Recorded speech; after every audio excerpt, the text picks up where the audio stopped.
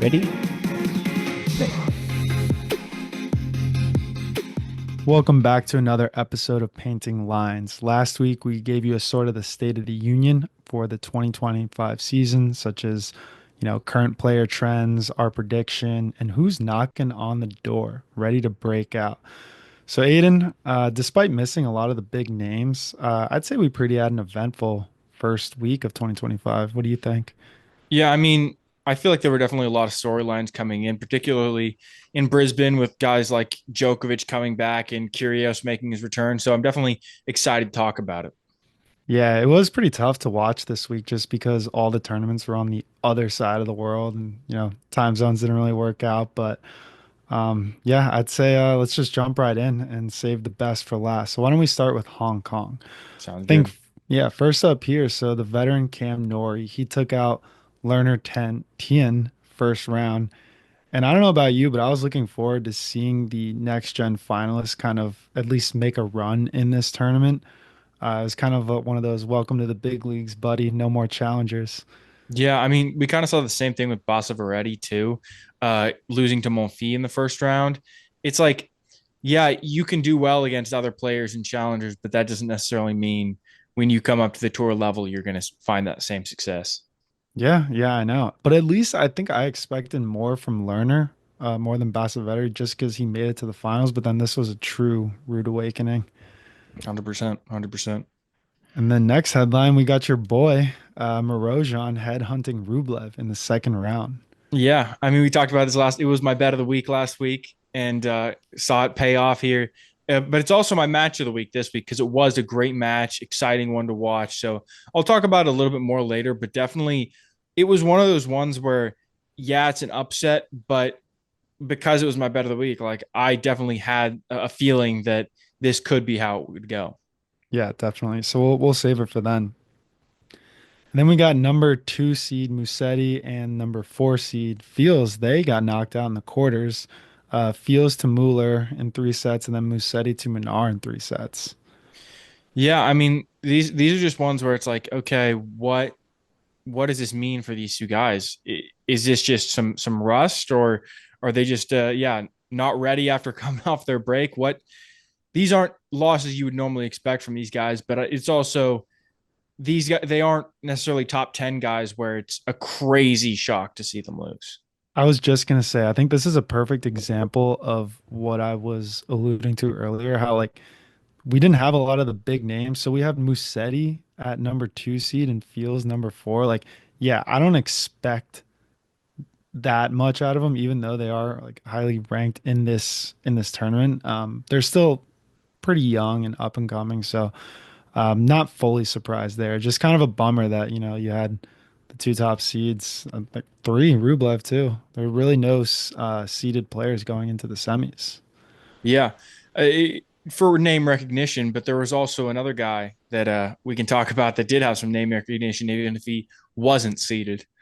Yeah, let's do it. So I think the biggest storyline here was Nishikori's final run. I mean, 100%. dude, it was his first final in 6 years. And let's talk about how he got there. I'd say he racked up some pretty impressive wins in a tough draw. I mean, he drew Shapo first round, and then Hachinov, who was the number three seed in the second round, faced Nori in the quarters, and then Shang in the semis. But Shang retired in the first set due to injury. So, what do you think? Do you think Shang was still injured from the next gen finals, or do you think this is something new? Well, we have to assume, right, that it was the same injury. I feel like it would be, I don't know, bold to be like he got re injured in some other area, even after we just saw him get injured or being injured in the next gen finals. I think that, yeah, it's probably the same thing. And it's probably just taking it easy, doesn't want to push it too hard. Yeah, it came back too soon. And then he made it to the finals, but he couldn't close it out against Mueller, which I think is pretty ironic because out of all these guys, Shapo, Hachinov, Nori, Shang, he can't beat Mueller in the finals, who, in my opinion, is like the worst out of all these guys. Definitely the least well known of Least those well known. All guys. right, yeah, worst is a little harsh Yeah. because he had a Uh, great I tournament. mean, he had just beaten, we just talked about, he beat Feast in an earlier round. Mhm. So clearly he was playing pretty well this tournament. Hmm. But I still think it's a positive sign for Nishikori that he made a final here. Yeah, so this poses the question. I mean, he's back in the top 100 for the first time since June 2022. Is he back? Are we going to see a Nishikori resurgence, or was this just kind of a little teaser? I mean, it's definitely exciting to see, but I definitely want to see a little bit more success from him before I say he's back. Hmm. Because look at last year, we saw his 2014 U.S. Open final opponent, Cilic, won that tournament last year, and then for the rest of the year after that, didn't really do anything. So it's good. It's a start of the year, way to start off the 2025 right for Nishikori, but I want to see how he does at the Australian Open. How does he do in that little doldrums area where we have those indoor tournaments after the Australian Open? What are we going to see before we really get into like the Sunshine Double and the season really kicking off from Nishikori that tells us is he back for this year or is he just having like a nice little one tournament? Yeah, and this was big for him too because, like I said, he made it into the top 100, so he doesn't need to qualify for the Australian Open. He'll have an automatic bid, which before, it's not even guaranteed that he would qualify. So I think this is kind of a weight off his shoulder financially too, because at least he can kind of support himself for the rest of the year too with this. I think it's 100 grand at least Nice. just to draw on a grand slam main Yeah, but draw. I also don't think that he's really like hurting for money given That's like true. how he's played in the past. Like he has some pa- great past success, so I don't think that's necessarily a financial issue. Yeah, that's a good point. I guess maybe confidence too. Confidence definitely big. Hmm. All right, and for the finals, we had a virgin, Alex Mueller, winning his first ATP title, popping his cherry there. And I have a fun fact for you. He became the third player ever to lose every single first set in every match and still win the title. That's wild. I didn't Bublik do that last year. Bublik did it last year in Montpellier because I had to look this up. I'm like, all right, who are the other two guys? Yeah, I wasn't sure if that one was lost the first set in every match, but I knew every single one of his matches was three sets in that tournament. Yeah, that was funny. That was a good one for you to remember. Bublik did it. Yeah, well, because I think we mentioned the same Yeah. thing like when he did it. So it is crazy when someone's able to do that because it shows like they're just able to stay locked in Hmm. no matter what the circumstances are. Yeah, it shows good resilience. And I think that's pretty ironic that Bublik was the one to do it. As we're saying, it shows like, your ability to lock in and stay resilient. Yeah, maybe with Bublik, he was so not focused on the match that like he's like, oh, I guess I'm down. Who really cares? Whereas other Yeah. guys are like, oh, I'm down, but I'm not out. Yeah. Yeah, exactly. Use it as motivation. Yeah. But the other guy, it was Arthur Ashe back in the Oh 70s in wow, Dallas. Yeah. that's crazy that it was like the 70s and then it was twice in 2 years. Yeah, someone else did it too, but on the challenger level. Okay, so not the Yeah. same. Yeah, not the same. I didn't even include it. It wasn't even a name I recognized. But all right, let's hop over to Brisbane. And I think this was pretty interesting. Kyrgios heading back to the tour, but he gets knocked out first round by GMP in an absolute surf fest. This scoreline 6-7, 7-6, 7-6. Yeah, definitely. Like you said, a serve fest. I watched some of this match and it was just like, okay, you see two guys with just massive serves, and if it gets past the serve, GMP just probably puts it away with his serve plus one. So, not a lot of long points in this match. Yeah, yeah, it'll be interesting to see GMP play a guy who's, like a Sinner or an Alcaraz, someone who is more established than Kyrgios. Because right now we're seeing GMP excel, but we're not really seeing him against the top guys. Yeah, I mean, we're seeing him play solid level guys, just not like the really elite of the elite, like the top five level guys. So we'll see what he can do, like you said, but definitely showing some strong signals early on here. I'm interested though in what this means for where Kyrgios is though, to be honest, because obviously it's one match, but we saw how GMP played for the rest of the tournament, and it kind of signals to me if it was that close with these two guys. Does that mean that Kyrgios is maybe in a similar range to where Pesci Pericard is, like maybe somewhere in the 30 to 50 range in terms of ranking? But I'll be interested to see when Kyrgios plays a top level guy as well and where his level's truly at. Yeah, that's a good point. I would put him better than 30 to 50 just because GMP I think is better than his ranking. Like he's still climbing, and while Kyrgios may not be a top 10 player, I do think that he's better than most of the people that GMP is beating, and he pushed them damn near. Like I mean, 3 sets, 3 tiebreakers. That's pretty impressive for your first time back in like over a year, I think, against a pretty good player. Yeah, but I mean, it does get tougher to when you think about the players that are in like the top 20. It's like, is Kyrgios better than someone like Shelton or Korda? Mm. Hard to say given this based on this one match. Yeah, yeah, it is. It's a bummer. It was pretty underwhelming his return because he just gets knocked out in the first round. He did get the exciting doubles though with Yeah, Djokovic, yeah, yeah, so yeah. that was interesting to see. They had two close matches. Mm-hmm. They Yeah. almost beat the one seed actually in that second round match. Wow. I wonder if they'll keep doing this, in other slam like in the Australian Open. Maybe I'd be kind of surprised though because I mean then again Djokovic I guess is more doing it for fun now, right? Like Mm-hmm. he has nothing really to prove in the singles while he does want to win it. It's like maybe he does play doubles because he isn't as completely focused on just winning the singles title. Also, that could be a new motivation for Djokovic. Like he's done it all in singles. What if his new goal is, hey, I want to win a double slam? That'd be crazy if he was like, okay, now how many did the Bryan Bros win? Yeah. He's like, I could do it. Hey, Yeah, he could go into his that's the 50s thing. playing That's the thing. doubles. You get the that age like boost when you go play doubles. That'd be crazy if he was just a tennis lifer. Like that's all he He's did. like 50 and he's just like, Yeah. okay, just I don't have great mobility, but if it comes to me at the net, I'm putting it away. Yeah. All right, next up we had Thompson, the Australian. He took out Berrettini, and while this technically wasn't a paper upset because Thompson was seeded 8 and Berrettini wasn't seeded at all, am I wrong to still feel like this was an upset? Well, I feel like to you, because you like Berrettini, it feels I like an know, I upset. love Berrettini too much, I guess. I think, well, I mean, you look at where Thompson has been. I mean, he made the round of 16 at the US Open last year.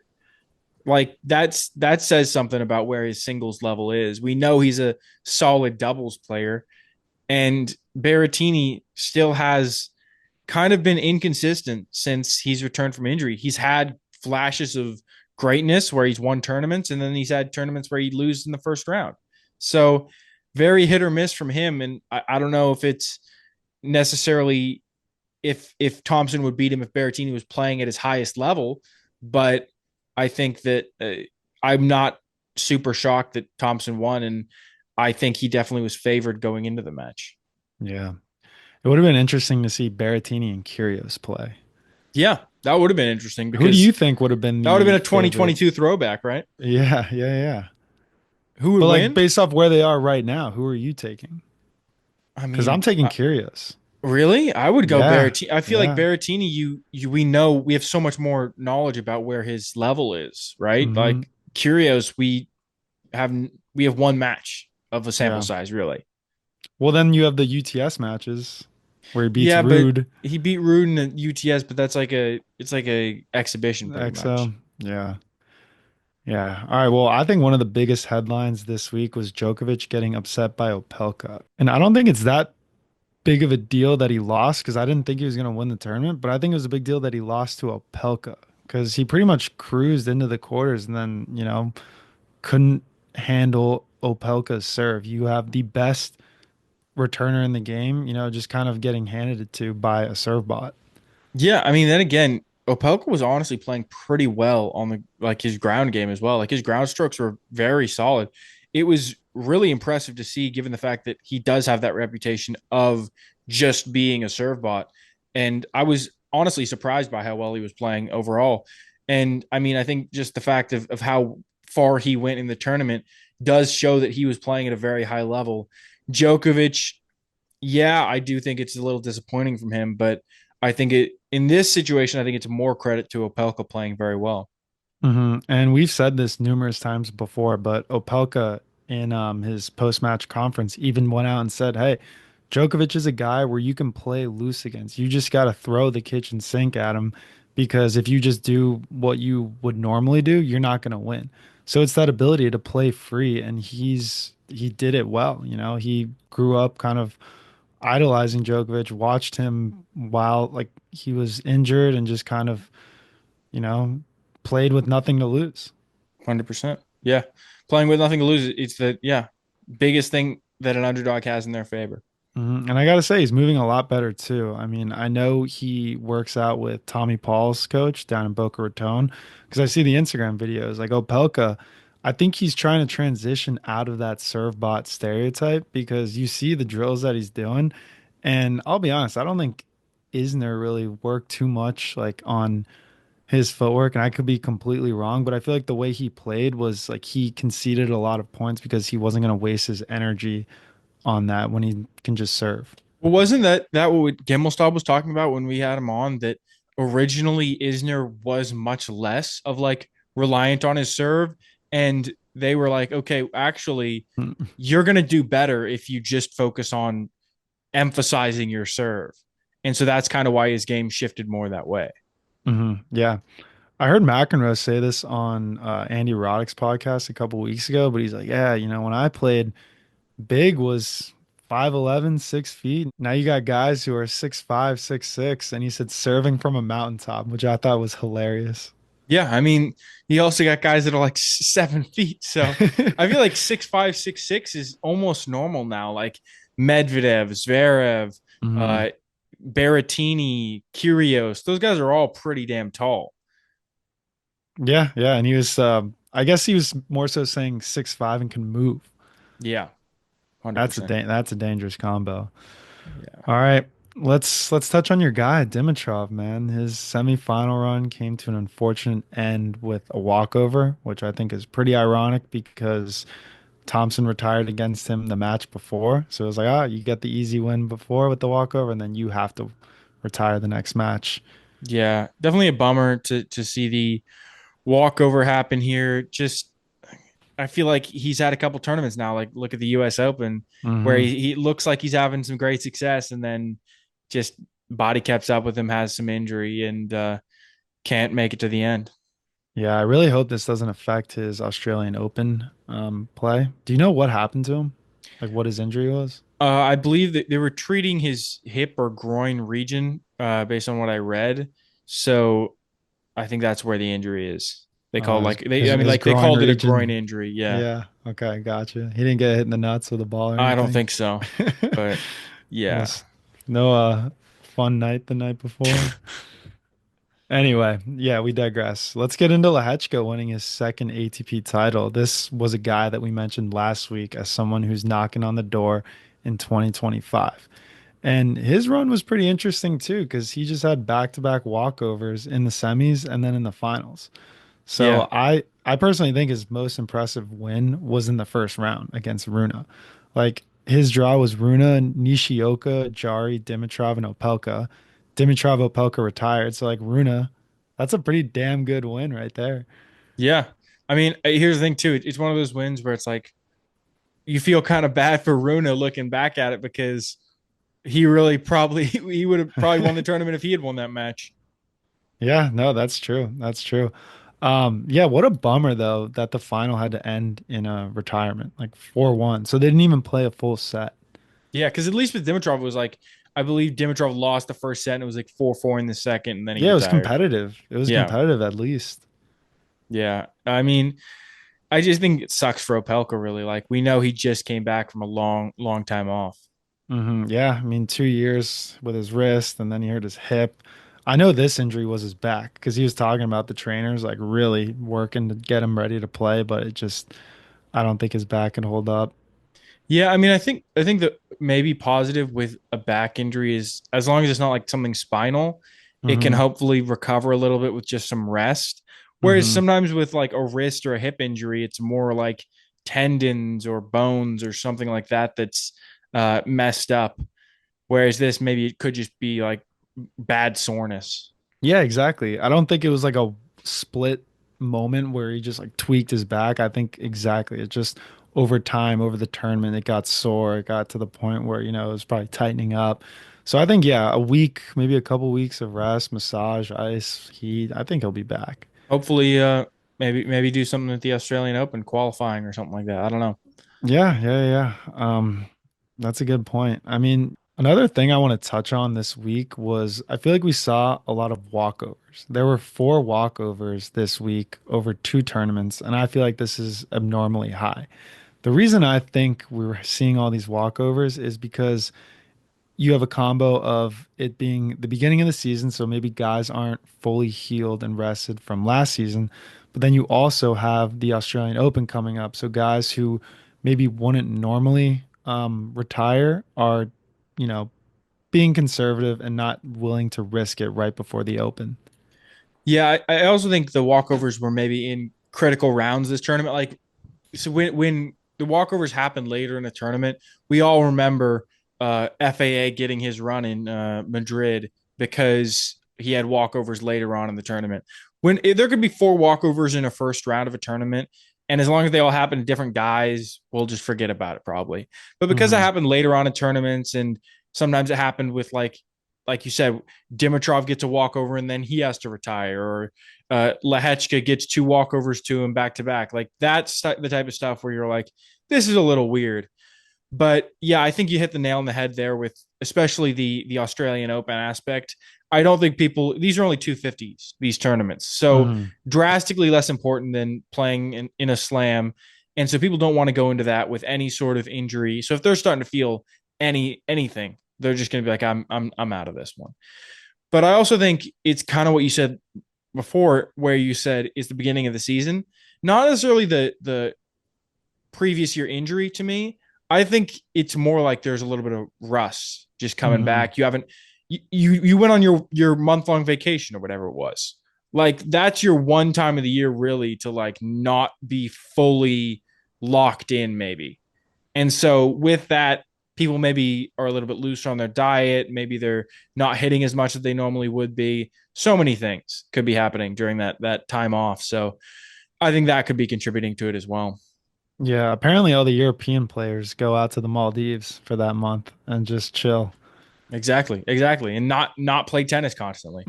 Yeah, because yeah, it is the shortest off season in all of sports. Yeah, pretty wild. Yeah. But already, you ready to hop into segments here? Yeah, let's do it. Hey guys, before we jump in, we have some exciting news. We recently partnered with TruePro. They're a great place to buy strings, grips, and tennis apparel. Use discount code Painting Lines, that's one word, for 20% off store wide. You can find the link in our bio. Already, what's new in tennis? What did you see this week? I saw Kyrgios back in the news. Are you God, surprised? not again. Yeah, but as usual, it's not for his tennis play, but rather his antics off the court. So this time he went after Cruz Hewitt, which, by the way, pretty sick name, Cruz, the son of the Aussie legend Leighton Hewitt. Cruz posted a picture with Yannick Sinner after a practice session in Australia, and then Kyrgios commented, "Love you, Cruz, but this is wild." And then cooked post with a needle emoji. And my take on this, of course, I think it's funny, but I also think it's selfish of Kyrgios to do that because he takes attention away from Cruz, who is doing something pretty monumental. I mean, he's only 16 years old and he's entering his first Australian Open, his real Australian Open, like 30 years after his father did it. So I just think like that was supposed to be a bigger moment, and then Kyrgios took away from it. Yeah, I mean, I just feel like it's curious. Just I don't know. I don't want to just keep going in on Kyrgios, but he's I just do. makes it so easy to be annoyed with his action. I just think it's really taking away from a cool moment for Cruz where he's getting to hit in a session with the number one player in the world. That's what he's thinking about. Like he's not focused on these allegations against Sinner. He's saying this is a cool thing that I got to do. And Kyrgios is just being like, "Hey man, I disagree with that, so I'm going to make you feel bad about it." Hmm. Yeah. Although I don't necessarily agree with all the curious antics and everything he does, I think he's still gaining. attention for the sport by doing this. Can Yeah, you, but is it yeah. good attention? Like Hey, there's the attention is whole attention. I don't think it the needs to whole be good. bad press thing. I do think there's such a thing as bad press. Yeah. Like Kyrgios, yeah, he gets eyeballs on him, but I I don't really enjoy hearing him talk. Hmm. His game can sometimes be exciting to watch, but I don't really care about what he has to say. I also think that Hewitt, Leighton Hewitt, and Kyrgios have some kind of beef. I may be wrong though about Davis Cup. Now that I'm thinking about it, I think it's with Tomic, Bernard Tomic, not Yeah, well, Kyrgios. everyone has beef with Tomic, I know. right? I was putting Kyrgios and Tomic in the same bucket Well, there. they're pretty much the same thing, except Kyrgios is just a little bit better as a Yeah, yeah, player. yeah. Another thing, Hewitt, Cruz Hewitt is like 6'2", and his dad's I think 5'11", 5'10". I don't even think he's that tall. I think he's like 5'9", but still pretty funny to see them next to each other because he just towers over his dad. Yeah, must have married a tall woman. Yeah, yeah. What about you? What did you see this week? Uh, I saw that João Fonseca kind of followed up his next gen finals win with winning a challenger title in Canberra. Uh, Pretty cool. He beat Mackenzie McDonald on the way in the first round, and that's a guy that has played in a bunch of Grand Slams, so kind of gives some confidence that Fonseca can qualify and maybe win a round or two at a slam. Uh, and I'm just excited to see what he can do at the Australian Open because this just gives me a little bit more confidence in his game. Obviously, we saw him play well against guys under 21, but Hmm. this shows that he can continue that success against guys of, I guess, any Yeah, age. legit guys. Well, that's pretty interesting that he chose to play a challenger after his title, whereas guys like Lerner and Basaverdi, like they played in this ATP 250. Yeah, well, I mean, he was the lowest ranked, right? So it's Yeah, not as yeah, easy for him to get into these other ones. yeah, that's true. And I'll tell you, I was in Brazil in the airport when he was playing, and I was walking by a little like restaurant bar or airport bar, and I saw tennis on the TV. So naturally, I gravitated towards it, and there was just a big crowd watching him play, which I thought was awesome. And it was one of those shitty like challenger streams where the camera's like all moving and blurry, and there's like I don't even think there's a commentator on it, Yeah, where it's like some intern classic. broadcaster. Yeah. They're on like Challenger TV. Yeah, and the stands or the stadium was like a couple bleachers. Exactly. But Love to see he it. got it done. So He pretty cool. did. He did. Yeah, how about bet of the week? Bet of the week. I'm going with Korda plus 120 over Davidovich Fokina. And I feel like this is pretty obvious that Korda is the better player here. I mean, he's 2-0 against him. He outranks him by over 40 slots. I just don't see how Korda is the underdog here. Like I'm pretty confused, but I'm happy to take him at these odds. And what was interesting was I looked at this bet earlier in the day and it was plus 110. I'm like, oh, bang. And then I just checked it again, thinking, oh, the odds must have shifted. They went to plus 120. So I don't know if people know something that I don't, like if there's a quarter injury, but I'm happy to take this. Yeah, I not there's not a quarter injury I know of, and yeah, he's 2-0 against him. That's definitely positive. I don't know. Maybe he doesn't hasn't played well in Australia in the past or New Zealand or wherever they're playing. But yeah, I don't know. That seems like a good bet to me. Yeah. Who are you going with this week? I'm going with Navoni plus 160 over Manarino. Uh, Honestly, this is a bet is more of a lack of confidence in Manarino than confidence in Navone. Is it Navone or Navoni? I want to say Mariano. Navoni. Yeah. Well, Let's roll with Navoni. yeah. But he's a clay guy. We know this. He's had very little success on hard courts, to be honest. But I just feel like Manarino has been so spotty over the last year. I just don't think he'll get it done. So I'm taking Navoni plus 160.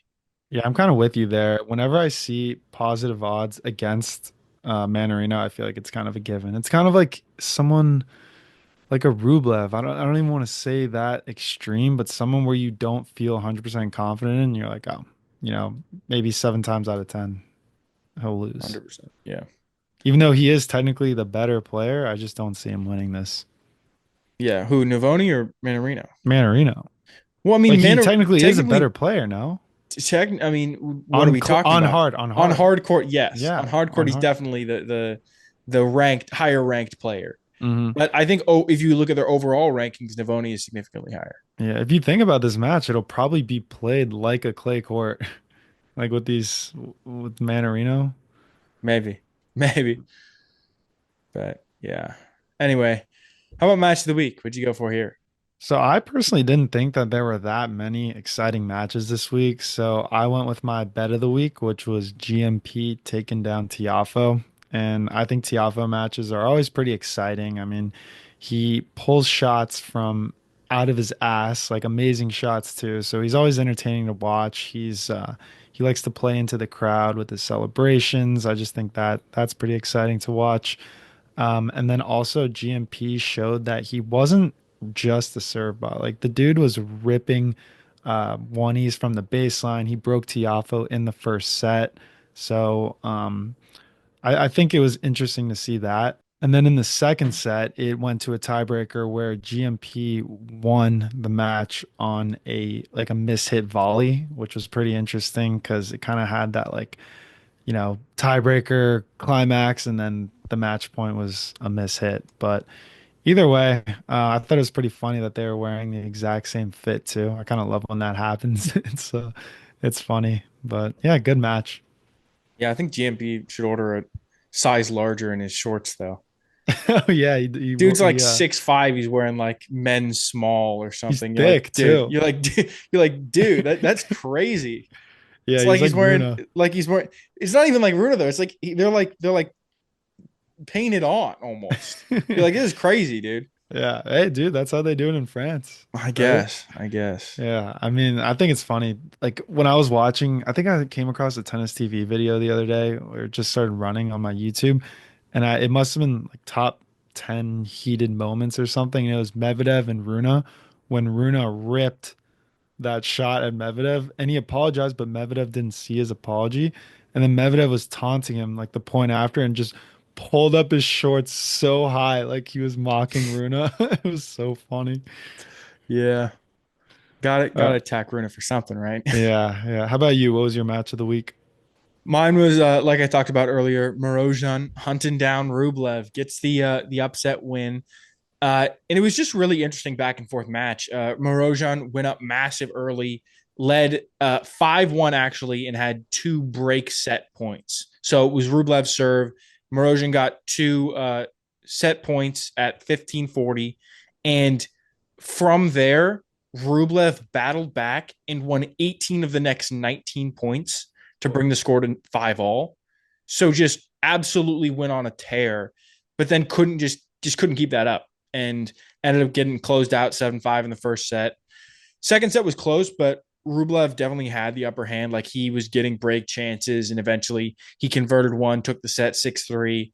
And then honestly, the third set felt pretty similar to the second set, where Rublev had break chances in two games but couldn't convert it.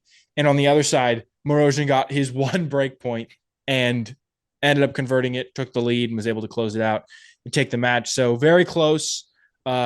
Very, very interesting match. I mean, always fun to watch Morozhan play. He throws in a lot of oddball shots, like drop shots and stuff. So cool to see that. Cool to see Rublev hit some massive forehands. So overall, great match. Did Morozhin spam the drop shot again or no? I mean, he was hitting some drop shots, but I don't think as much as like he has in some other matches. Like it wasn't like that rude match that he had where he just hit it every single shot. Hmm. But overall, yeah, fun match to watch. Yeah, racks up another scalp. All right, and that's the show. If you're not already subscribed, go ahead and hit that subscribe button. You can find us on Instagram, TikTok, YouTube at Painting Lines Podcast. Feel free to shoot us a DM or email us any questions or thoughts at paintinglinespodcast@gmail.com.